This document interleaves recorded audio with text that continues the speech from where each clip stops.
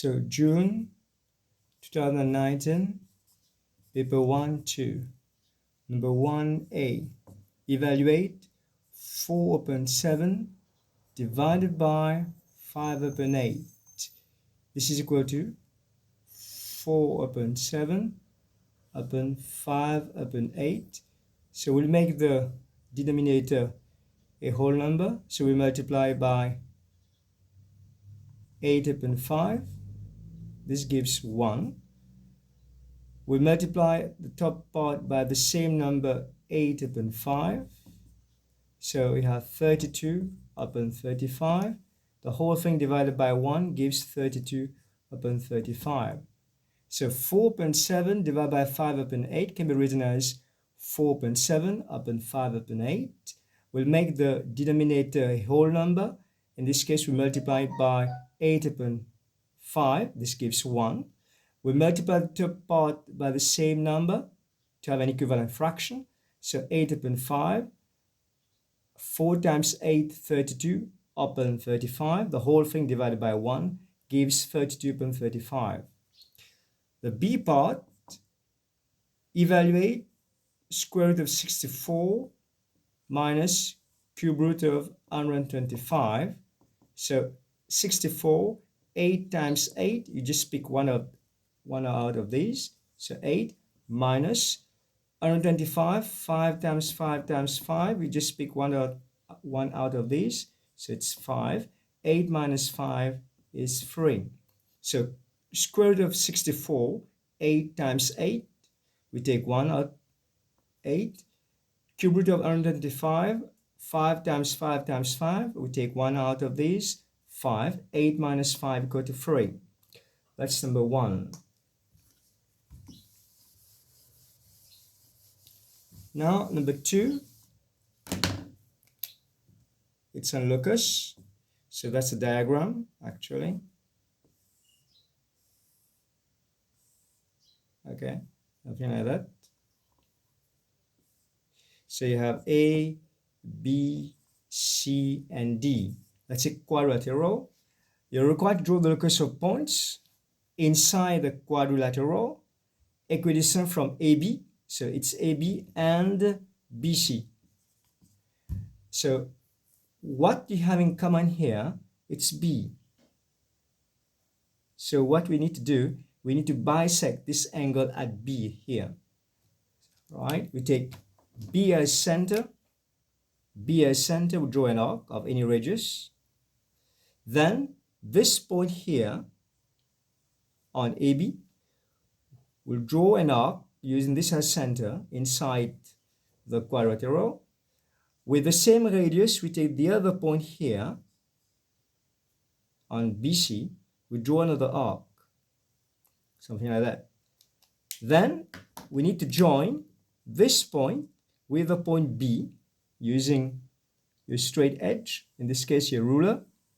So that's the locus of points equidistant from AB and BC. So it's a line inside the quadrilateral which is going to bisect this angle. In fact, the locus is the angle bisector of ABC. You have to bisect this angle B. So how to do it again? We take B as center, we draw an arc. Okay, we take B as center, we draw an arc. Then you take this point on AB as center, you draw an arc inside. Next, you take the point on BC with the same radius, draw another arc. You join next this point and the point B using a straight edge, in this case your ruler. You'll have a straight line inside it. Okay, it should be inside the quadrilateral, so the locus is just the angle bisector of ABC. Right?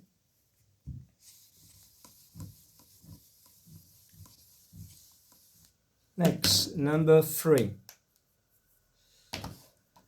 Number 3 is about obtaining the heights of water, okay, above the normal level. So the readings of -45, -30, -35, 0, 5, minus 10, minus 20, okay, 40, 20, and 25. The first thing that you have to do is to place them in order. So in order of size, starting with the smallest one. So you have minus 45. Next, so minus 45, minus 35, minus 30, minus 20, minus 10, and then you have 0, 5, 0, 5, 20,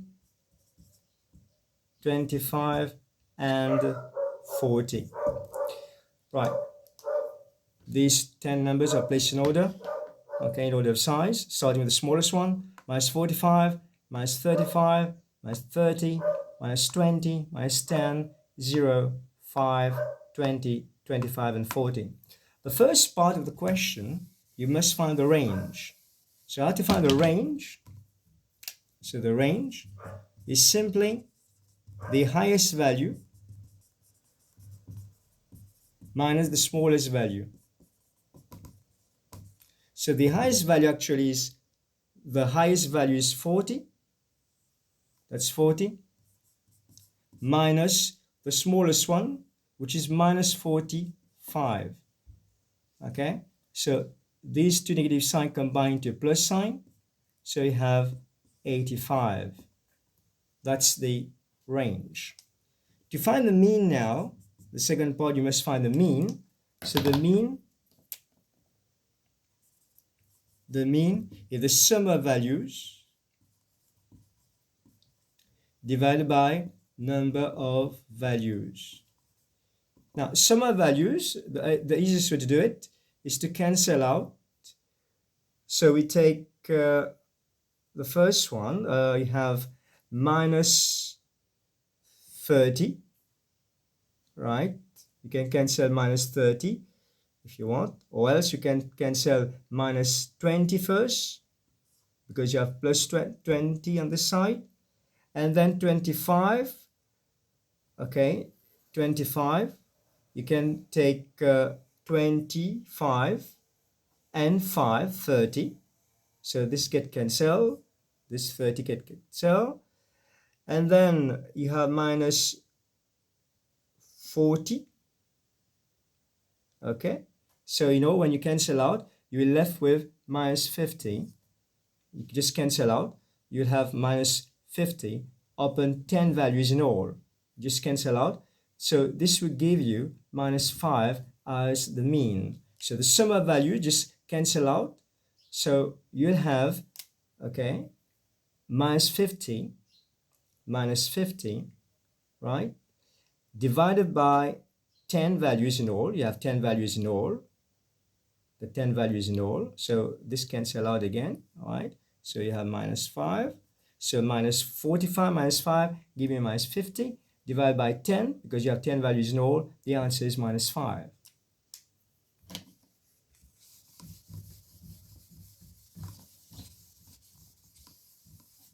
Number 4, it's about significant figures. So you have 71 plus 0.8, subtract 32.4 divided by 0.198 to the square. You've been asked to give it to 1 SF first, so you just convert each one to 1 SF. So the first one will be, actually you have 3 SF, so 1 SF. So just you look at the next value here, you have 1, so it remains 7, so 7t, you replace the 1 by 0, it's 1 SF actually, minus 32.4, so 3, just to look after, you have 2, so next digit is 2, so it remains 3, so it is 30, divided by, this one you correct to 1 SF again, so you start from here, don't count the 0 in front, so you have 9, so it's 2, increases by 1, so 0.2 to the power of 2, the power remains the same. Yeah. 70 minus 30, that's 40, divided by 0.2 times 0.2. This gives you 40 divided by 0.04. Now what can be done? You can multiply below by 100 to make it a whole number, and top also by 100, so times 100 times 100. So you have 4,000 divided by 4, and the 4 cancel in this one, give you 1, so the answer is 1,000. Okay, so the answer is 1,000 here. So how to do it again? So you just convert each number to one significant figure. 71.87, the fact that you have 1, it remains the same, so it's 70, replace the 1 by 0, 70. 32.4, 32 free, the next one is 2, so it remains free, 30, divided by 198, so 1, next you have 9, so increase by 1, 0.2 to the power of 2. 70 minus 30, 40 divided by 0.2 to the power of 2, so 0.2 times 0.2. 40 divided by 0.04, we multiply by 100 to make it a whole number, so you have 4. We do the same thing on top to obtain an equivalent fraction. So times 40 on top, times 100 on top, you have 4,000 divided by 4, the answer is 1,000.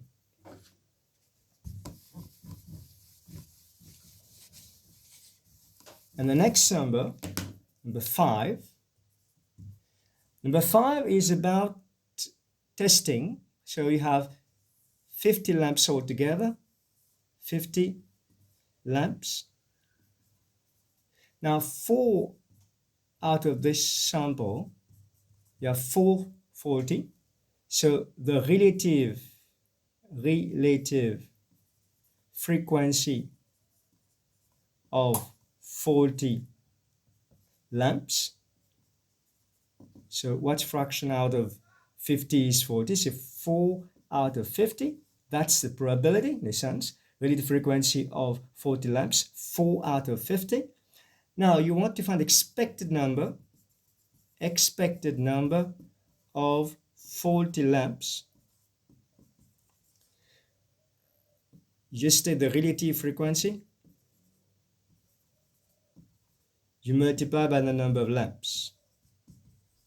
So you have 4 out of 50 times 4,000. So this is cancel here. So this goes into this one, 80. 4 times 80, that's 320, which you expect to be faulty out of 4,000. So we do it again. So you have a sample of 50 lamps. Out of 50 lamps, 4 are faulty. So the relative frequency of faulty lamps will be 4 out of 50. That's your probability of obtaining a faulty lamp.